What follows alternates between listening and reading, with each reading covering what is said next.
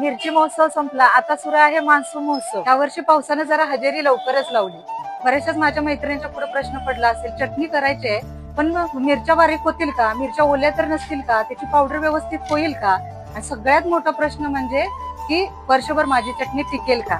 या सगळ्यांचं उत्तर फक्त तुम्हाला स्वाद मसालेमध्ये मिळेल। अशा पद्धतीने मिरची कढईमध्ये गरम करून घेतली जाते आणि याचं मॉइश्चर काढून घेतलं जातं। परत टंकावरती आणून अशा पद्धतीने पूर्ण बारीक करून घेतली जाते। तुमच्या मिरची आणि मसाल्याची पावडर पूर्ण अशी बारीक करून त्याची चटणी बनवून दिली जाते।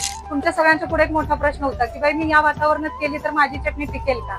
या सगळ्याचं टेन्शन स्वाद मसाल्याने घेतलं। स्वाद मसाले तुमची वर्षभर चटणीची गॅरंटी घेते। मग कधी येत आहे तुमची चटणी बनवायला।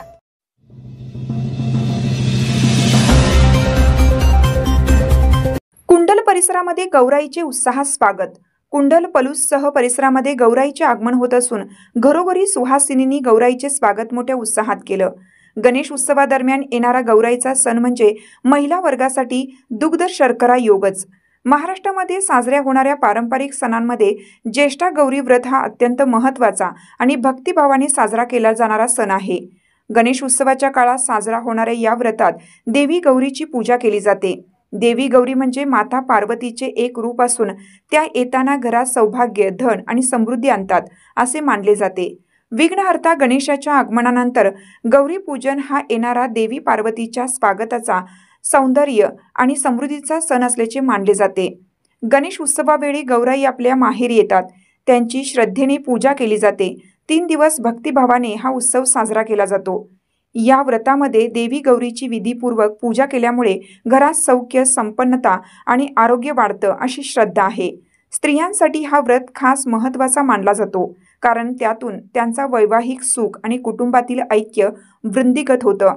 ज्येष्ठा गौरी व्रत नववधूंना सासरकडे पाठवण्याच्या पद्धतीशी जोडलेला असून हा सण कुटुंबातील प्रेम आणि आदर याचा साक्षात्कार असतो आणि याच परंपरेने व भक्तिभावाने कुंडल व परिसरामध्येही हा सण उत्साहात साजरा केला जातो। आज गौराईचे घरोघरी आगमन झाले असून महिला वर्गाने सकाळपासूनच मोठ्या उत्साहात गौराईच्या आगमनाची तयारी करून मोठ्या उत्साहात गौराईचे स्वागत करत प्रतिष्ठापना केली।